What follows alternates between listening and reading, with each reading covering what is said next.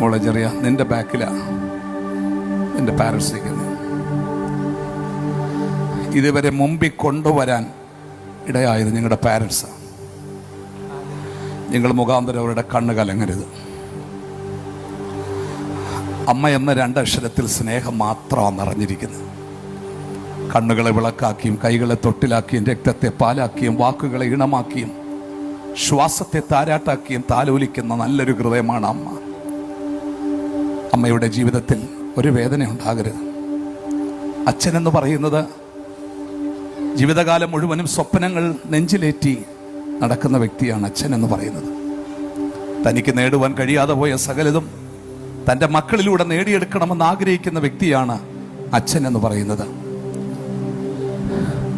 നിങ്ങൾ ആരോടും പറയാതെ സകല പ്രതിസന്ധികളും മനസ്സിലൊതുക്കി ജീവിക്കുന്ന വ്യക്തിയായിരുന്നു അച്ഛൻ.